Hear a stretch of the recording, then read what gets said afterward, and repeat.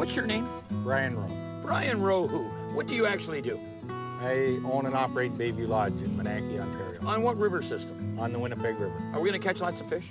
We are. We're under extreme conditions. You know, we went out this morning for half an hour and we had thunder and lightning, right? Right. We had some big mayfly hatches the last couple of days, and you promised me lots of fish. Yep. Like this? Like that. Listen, stick with us. We're up on the Winnipeg River, northwestern Ontario, Sunset Country, right? Right. Bayview Lodge. And this guy is giving me a fishing lesson, all right? I like plastics. I like power baits. This guy's just using a jig and a minnow, and he's kicking my butt. But stick with us because we're going fishing. I'm going to put him back in the live well, all right. and we're going back out. All right. I'm going fishing all the time, and my baby's going fishing too.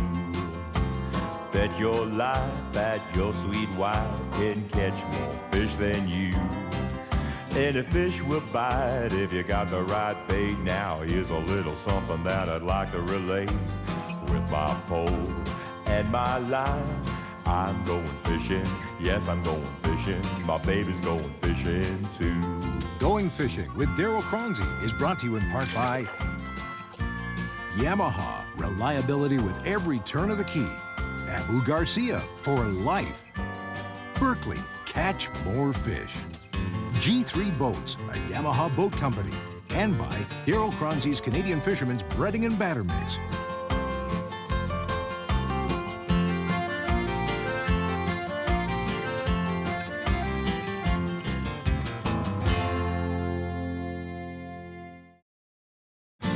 Closed captioning for Going Fishing is brought to you by Rapala, the makers of Canada's favorite fillet knives.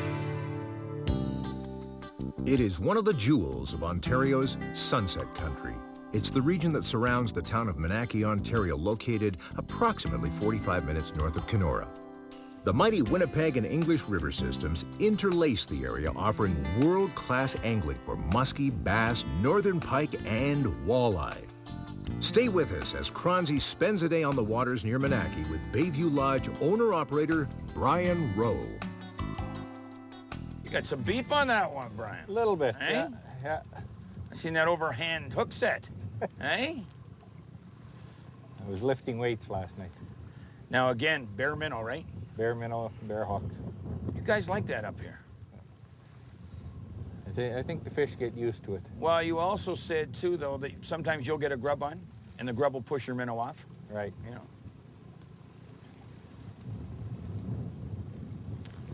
Okay, you're gonna need the net. I think we can Do the latch on him. lift him in here. Oh yeah. Now, is that inside your slot? Yeah. Okay, real quick before we go any farther. You've got a slot limit up here, right? Or a slot size. Right. What's your slot size? Between 14 and 18 inches approximately. Okay, you can keep them in between the 14 and 18, or you got to Right. release them between You the can 14? keep them only in that slot. Okay, so you want to make sure you got a lot of small ones growing up to... Yeah, and then we're getting a lot this size this year. Next year, they'll be much bigger. They'll be in the spawning range. Okay, how long's the slot been in? 3 years, I believe now. This is the third season for it. Now you guys, and I mean by you guys, it was the resort operators and you worked with the native tribe up here to get this slot instituted? Yeah, there was about 15 or 18 people on the committee with the M&R that got the slot in place. And it is working. It is working. So you guys that are visiting up here, remember, you've got a slot, and you've got a slot in a lot of the Northwest, right? Right. But where you've got a slot, you got to pay attention, because if you keep the wrong fish, you're in big trouble. Right. You can put him on ice. Yep. You're going to have to quit on me, partner, I'm telling you. You're doing a number. You guys fish with those straight minnows. Just the straight jig in the minnow. Now, have you got certain spots that you go to all the time that are no-brainers? Pretty much, yeah. You get...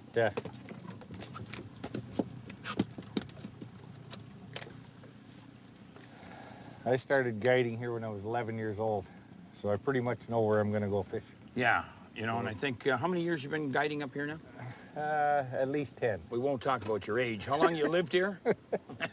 50-some years. 50-some years. So you know the spots. Yeah. Another one for the Frank? Another one for the lunch.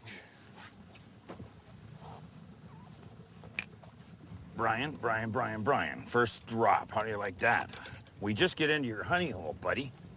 And I think it is a honey hole. Look at the boats behind us. But that was the first drop, Brian. Kind of feels good. I hope it's not a sauger. I don't think we'll have a sauger in No, here. it's a walleye. And it feels like a shore lunch walleye, Brian. Come on, baby. Oh. Now, how many spots have you got like this where you've got current coming through here and you'll get 5 or 6 boats all over the place? There's quite a few out here that you'll find that. Because with these islands, right, and the river's moving all the time, so you've got current, you can look for a gap and you've got the fish. Yeah, and the fish will be right in there. That's not a bad looking walleye. Now, that will be in the shore lunch size right there? We'll have to measure. He You're might gonna measure him? be just pretty close to being too long. You're gonna say he's too long and I'm gonna have to let him go. Well, we might. We might. Looks like an eater to me, buddy. Put him on. Does he make shore lunch? He just Let me makes- see him for a makes the second. He shore- just makes shore lunch. Okay, real quick again. You've got the conservation rules, right? Right. Now this guy is going into the frying pan, and I don't want anybody to get squeamish because he's not going to feel anything anyways. But okay, you've got the slot again. Yeah. So what is the lower end of the slot? 13.7 inches to 17 point. Yeah, because they do it in 8 or metric pretty something. well, right? So Yeah, you've it's got to metric watch. sizes. But you guys keep rulers in all the boats anyways, Yeah. right? So say it's approximately, just say approximately 14 to 18 inches. inches. You can eat them. The reason is they want to have a lot of small ones to come into the fishery, and at the top end, they're trying to protect the spawners, right? Right. And this one is going into a special batter mix. Yeah. And now for the Darryl Cronsy's Canadian Fisherman's Breading and Batter Mix Campfire Comment. You know, tonight I'm with a real good friend of mine, and I've got to say you were one of the best conservation officers I ever met anywhere in Ontario. You've been retired how many years? 3 years, Joe. You're with the Ministry of Natural Resources how long? 36. 36. Can I say that this is the skin of an endangered species? This is a conservation officer of Ontario shirt, right? And I'd say that it's an endangered species. I agree. How many conservation officers did we used to have? I think there used to be around 285. How many have we got now? I would think less than 200. How many do you think we need now? I would say well over 300. 300 because we've got a lot more anglers out there?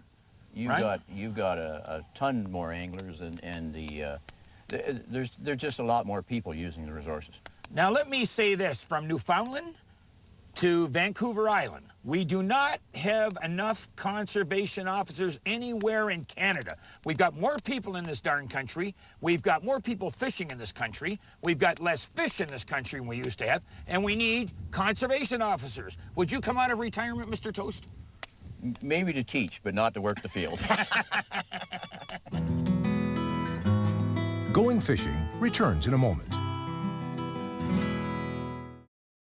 Russell McKay. Ignace, Ontario, right? Ignace. Darryl Cronzy, Own Sound, Ontario. How you doing? I want you to know something. This guy has got a reputation as being the best walleye filleter, and probably pretty fast, right? Fairly quick. I come fairly into quick. town and everybody's talking about you. Oh, that's good to hear. How many walleye will you clean a year up here in Ignace? I don't go by numbers, probably more like tons. But anyways, this guy's got a reputation. He really fillets walleye like there's no tomorrow, and there's no bones left in your fish, right? At the very end, you can take all the bones out, yes. Northern, same thing. Okay, looking at the knives, all Rapalus, All Rapalas. you know? And some guys say Rapala, but the actual name of it is I believe the Rapala. Finlander, the true Finland background is Rapala. Okay, I saw you sharpening your knives earlier, right? You're using the stones? Yes, I'm using ceramic stones. You keep them sharp all the time? Fairly sharp. I put them on the stones once before I start cleaning fish, and if there's a pile of fish or a lot of hard-boned fish like bass, for example, then I'll have to do it again in All the between. time. You built this fish cleaning station, Yes. okay? You're gonna show me how to clean a walleye? Not a pickerel. We're cleaning walleye, right? Oh, we'll clean a wall. We'll get ourselves in trouble by saying, oh, somebody's gonna say it's a pickerel. No, actually, they are walleye. But anyways, show me how you clean them up. All right. Yeah.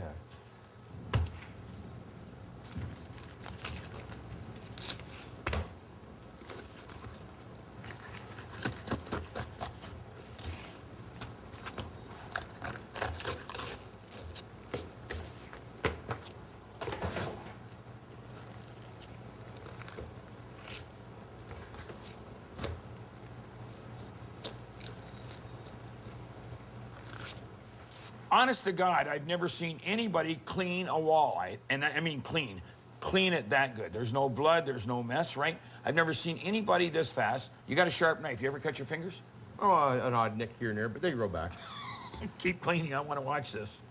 You know what, my friend? I'm either getting my Rapala knife out to cut your line, or I'm going to watch and see how you got that feel. If you look at it as fishing line, the boat's going this way, the line's going under the boat, and you're still setting the hook and catching fish. Yep. God, you know, they're not afraid of the boat. That's definitely for sure. I'm looking at the Lawrence, we're only in 20 feet of water, 19 feet of water. And again, fish finders are important here. Right. Very much so. Like we're over this far, and you're in 5 feet of water. You're over this far, you're in 35 feet of water, and you want to sit right around that 20-foot level. Yep. Today, anyway. Some days you're in 8 feet, 9 feet. And here's another thing. We weren't keeping him anyways. Here's another thing. When you are up north, and say you're fishing by yourself, if you see 4 or 5 boats in one area, you know you found a little honey hole. Yeah, people are catching fish. I mean, I'm amazed at the number of anglers right here. Yeah. And there's no cottages within any nothing distance. around here. The one on the island here, but these people are all from different camps, I would think. Sunset Country, Ontario. It's without a doubt an Ontario tourist region that offers some of the best fishing in this country of ours. It's comprised of 60,000 square miles of deciduous and pine forests, thousands of lakes, and tens of thousands of miles of clean-flowing streams that teem with numerous species of game fish. The region is dotted with tourist information centers, but our suggestion is to plan in advance and order up a copy of the 2008 free Sunset Country Ontario Travel Guide and Fishing Map. And that number is 1-800-665-7567. What is it that Ontario tourism likes to boast? 400,000 rivers, lakes, and streams, and 4 billion fish. Kronzi's betting that most of those statements hold true in Sunset Country. Now let me ask you one question. How many years did it take you to get that magical feel? About 53. Now the secret is you want to get your jig and minnow, and I'm putting a power bait on too, with the minnow, but you're running just a minnow, and you're keeping it on bottom, almost vertically right under the boat. Right on the bottom. Yeah, under the boat. And this shows you we're in 20 feet, 21 feet. Yeah. These fish aren't afraid of the boat down here. No. You're a master at it, you know? You're a total master, a kung fu master, right? Of the Winnipeg River. I would rather musky fish, though, than walleye. You would. Yes. And we were going to musky fish, but we've had some bad weather, and I wanted another shore lunch of walleye. Well, we're going to have it. Okay. Now listen, Brian, I'm getting to the point. You know, although you're too big for me to push in the water and make you go for a swim. You've got the magic touch, my friend. Think it's a good one? It feels a little better.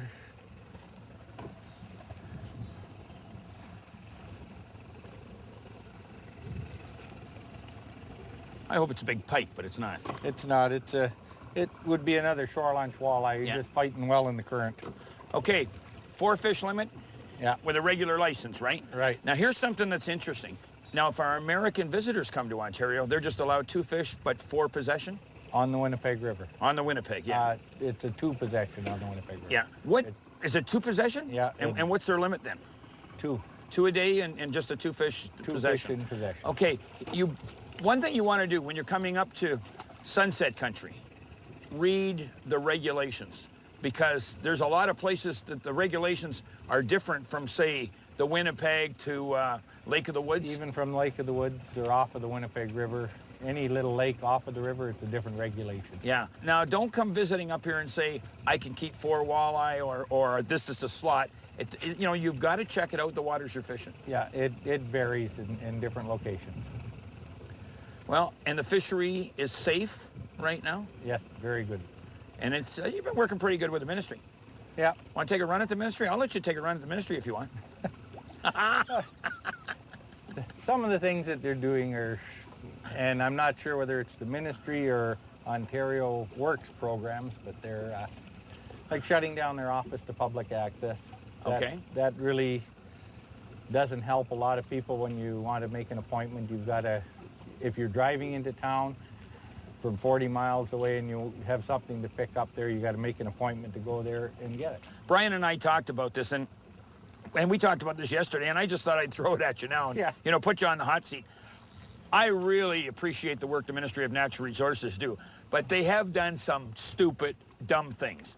And one of them is shutting down offices. I mean, there may be 2 workers there instead of 10 today, but the door's locked. The public can't come in and see them. Right. You got to make an appointment, and all it is cutbacks. It's the provincial government trying to save money at the expense of the Ministry of Natural Resources, and then it's at the expense of the fish and the fishermen. Right. So the politicians better smarten up, right? They better start respecting natural resources and giving it the admitting what it is, Yeah. and how important it is, because some of these politicians just don't seem to know what natural resources is. Right? Right. What do you think of politicians? I'll tell you what, Brian, not bad. Look over my shoulder. It's coming, eh? Yeah. You want to keep an eye on the weather up here, and we're going to catch 1 or 2 more fish, right? Yeah. And I think we're going to call it. What do you think? Pretty quick, I think. Because you got one too? I've got one too. Not bad fishing, eh? That's not bad. Eh? But we've got enough for shore lunch. Yeah. Now, today when you're up here, don't forget your rain gear, don't forget your life jackets. We don't wear them right now just because we've got the mics on. And keep an eye on the weather, because you're a long way from the camp a lot of times, right? Right. And you can get yourself in. Now that I throw mine back, mine was a lot bigger than that. Finally, Good way to go for lunch. Payback. And now for the Berkeley Tip of the Week. Remember, 60,000 square miles of forest, thousands of lakes and rivers choked full of fish await the angler in Sunset Country. Don't pass it up. Brian Rowe, I got to say thank you very much. You're welcome. The man from, what's the name of that lodge of yours again? Bayview Lodge in Minaki, Ontario. And what's the website? Minaki-bayviewlodge.com. Okay. And what's the name of this river? The Winnipeg. The Winnipeg River. Right? Listen, I got to tell you, this is paradise. This is fish paradise. How many times do you see your customers? And you say your customers are what's the percentage American? About 99% American. A lot of them come up here with what I'm going to call elephant guns and tow trucks, like heavy equipment. They Heavy don't need it. equipment, yeah. You know, because you can get by. I'm running a medium light action graphite, right?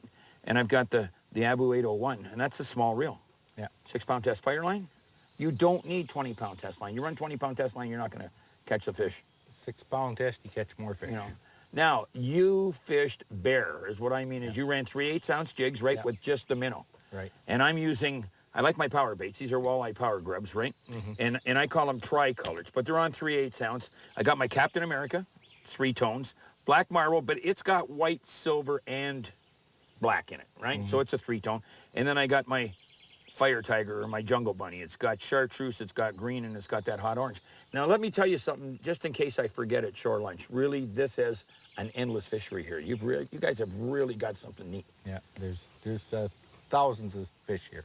I want to say something. You people in urban Toronto or urban Hamilton or urban London, you know, you people who live in southeastern or southern Ontario, get your butts up to Minaki.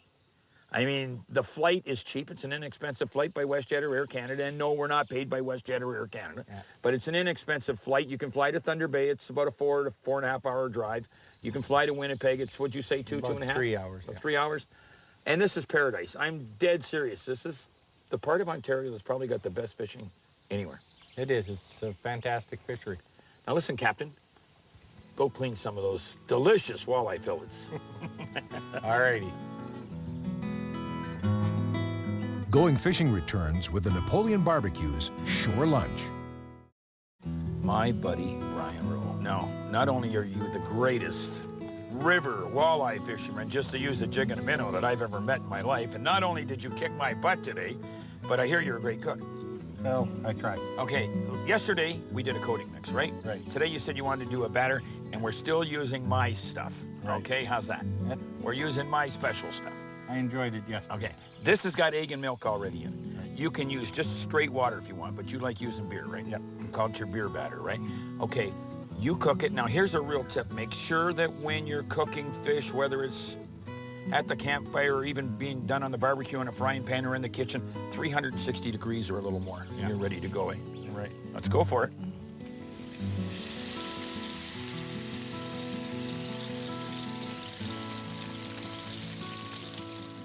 Brian, I got to thank you.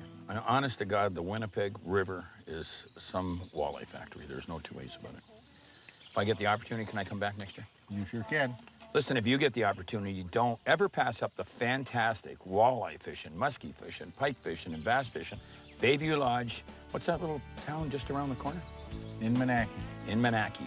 Okay, now, this is my coating mix. I'm going to try this. And I don't use forks in the north.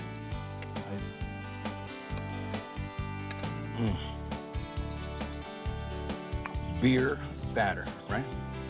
And Kronzi's mix, pretty good. Very good. We'll see you next week. Listen, when we finish eating, we're going fishing. Let's go for it.